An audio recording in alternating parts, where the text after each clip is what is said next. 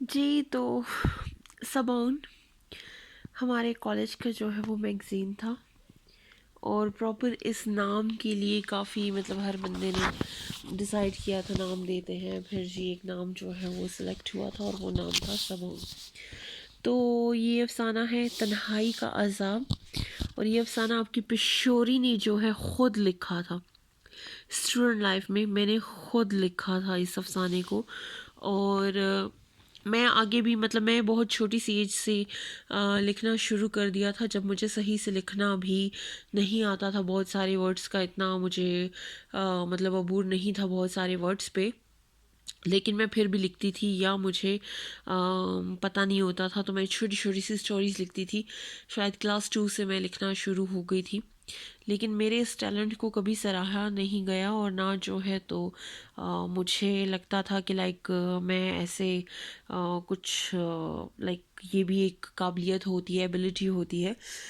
پھر یہ ہوا کہ وقت گزرتا رہا اور مجھے بھی اتنا کچھ خاص نہیں آئیڈیا تھا کہ میں کیا کیا کر سکتی ہوں کیا نہیں کر سکتی، لیکن میں نے اس چیز پہ ٹائم دینا جو ہے وہ بالکل کم کر دیا، اور میں ادھر ادھر اور چیزوں کو ٹائم دینے لگی ہے نا کہ کالج میں مجھے کہا جاتا تھا اسکرپٹ وغیرہ لکھنے کے لیے، اور میں لکھتی بھی تھی اور پرفارم بھی کرتی تھی۔ زیادہ تر یہ ہوتا تھا میں رائٹر کی سیٹ سنبھالنا بہت پسند کرتی تھی اسٹیج پہ جانے کی نسبت، اور اسٹیج پہ بھی خیر میں بلا جھجک جاتی تھی، اسپیچز کرتی تھی، ڈبیٹ ہوتے تھے، ان میں جیت بھی جاتی تھی ہار بھی جاتی تھی۔ پشاور یونیورسٹی میں بھی میں نے جو ہے تو وہاں پہ جو ہے ڈبیٹ کیے، الحمدللہ اس میں میری فرسٹ پوزیشن آئی تھی، اور پھر جو ہے تو سارا اچھا جی، تو مجھے ایک دم سے خیال آیا کہ یہاں تو بشوری کا نام شو ہو جائے گا، تو بشوری از ٹرائنگ کہ نام شو نہ ہو، نام شو نہ ہو۔ اچھا جی، تو نام شو نہیں ہو رہا، اور یہ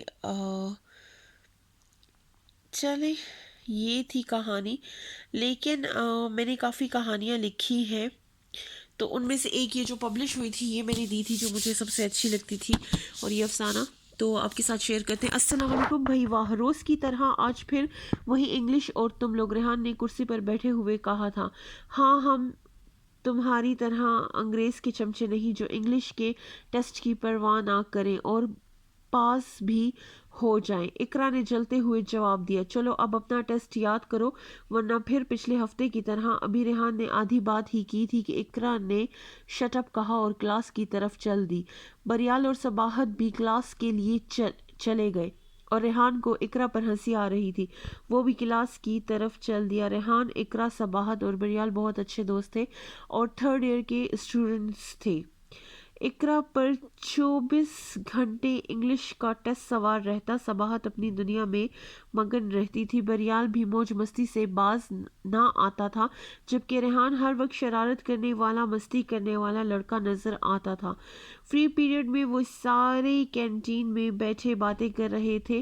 ریحان نے اقرا سے پوچھا، یار تم ہر وقت جلی ہوئی کیوں ہوتی ہو؟ اقرا کا پارا چڑھ گیا، آخر تم مجھ سے کیا چاہتے ہو؟ صباحت نے اقرا کو آہستہ بولنے کا کہا تو ریحان نے جواب دیا، بس صرف 3 کپ چائے اور 2 پلیٹ سموسے مانگو دو آج، بس اتنا ہی چاہتا ہوں۔ بریال اور صباحت نے اس کی ہاں میں ہاں ملائی، اور اقرا کا چہرہ غصے سے سرخ ہو گیا۔ اسی طرح ان کا سارا دن گزر جاتا۔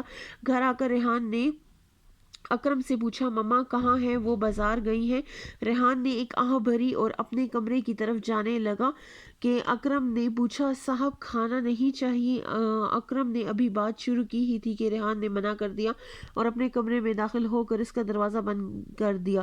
کمرے میں آ کر ریحان کی آنکھوں میں آنسو آ گئے، مگر دوسرے ہی لمحے اس نے آنکھیں بند کر دی اور پھر اپنی موبائل کی طرف دیکھنے لگا۔ ریحان امیر ماں باپ کا بیٹا تھا، مگر تنہا، کوئی بھی اس کی پرواہ نہ کرتا تھا اور نہ یہ بات وہ کسی پر ظاہر کرتا۔ بیمار ہو تو ڈاکٹرز کو بلوایا جائے، بھاری فیس دی جاتی، مگر ماں باپ پاس نہ آتے، اور وہ ایک آہ کر کے ہی اور وہ ایک آہ کر کے ہی دل کو تسلی دیتا کہ کوئی بات نہیں، ایک دن اس کی تنہائی اسے چھوڑ کر چلی جائے گی۔ اس کے دوست بھی اس کے دل سے واقف نہ تھے۔ اکثر وہ ریحان کو کہتے تم تو بہت بور ہو، جس کی وجہ سے شرارتیں کرتا تاکہ اس کے دوست بھی اسے تنہا نہ چھوڑ دیں۔ صباحت کو پیسوں کی ضرورت ہوتی تو ریحان یاد آتا اور وہ اس کی بخوشی مدد کر دیتا۔ اقرا کو نوٹس چاہیے ہوتے تو بریال پر جب بھی مصیبت آتی تو ریحان کا سہارا، مگر جب بھی ریحان پر کوئی مصیبت آئی تو تمام دوست غائب۔ ریحان اندر ہی اندر بات کی وجہ سے خود کو کھا رہا تھا کہ نہ دوست اپنے ہیں نہ ماں باپ، آخر کب تک۔ رات کو کھانے پر ماما سے ملاقات ہوئی تو اس کا دل چاہا کہ ماما سے ہر بات کرے، مگر اس سے پہلے کہ وہ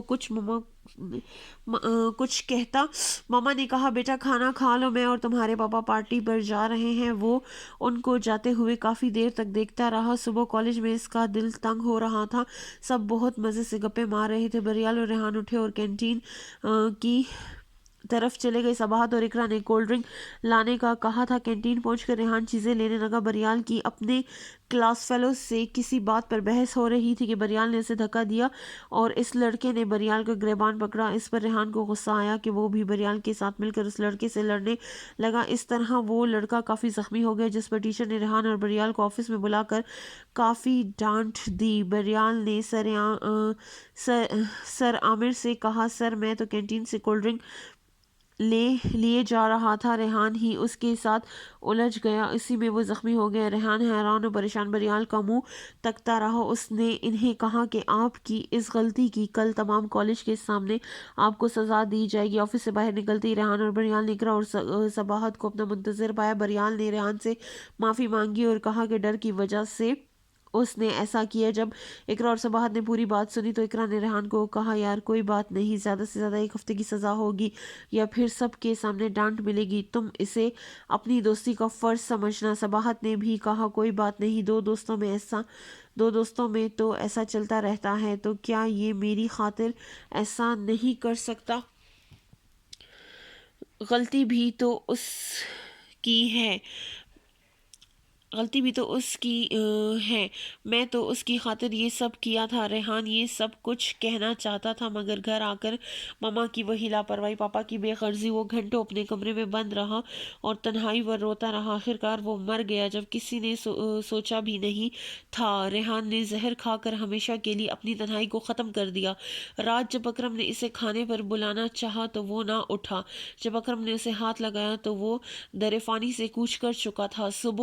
صبح سب اس کے جنازے پر رو رہے تھے، صباحت، اقرا اور بریال بھی موجود تھے، مگر یوں لگ رہا تھا کہ ریحان خوش ہے کیونکہ اس کی تنہائی اب ہمیشہ کے لیے ختم ہو گئی ہے۔ جی تو یہ سارا جو ہے سٹوری تھی، افسانہ تھا جو کہ میں نے لکھا اور آپ کے ساتھ شیئر کروں گی۔ آئی ہوپ آپ کو اچھا لگے گا۔ سردیوں میں جو ہے تو اس قسم کی افسانے اور اس قسم کی چیزیں شیئر کرنا کافی اچھی لگتی ہیں۔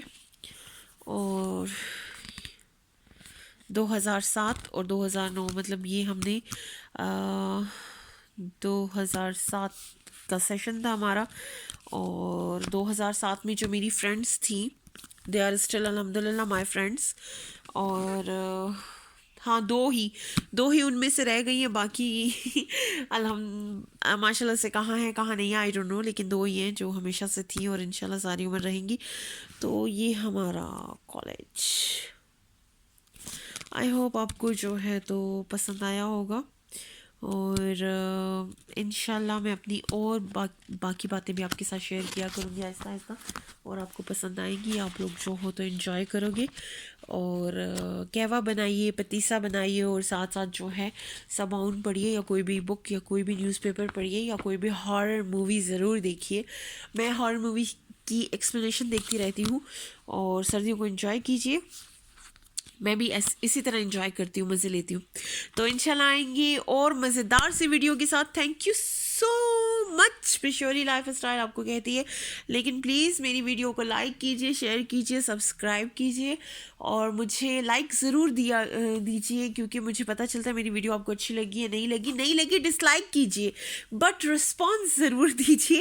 اور آئی ہوپ کہ یہ ایک چھوٹی سی کوشش تھی جو آپ کو پسند آئی ہوگی، اور یہ میری 2007 میں میں نے یہ لکھا تھا. اس کے بعد میں نے کافی کچھ لکھا لیکن وہ انفارچونیٹلی میرے پاس سیو نہیں ہے.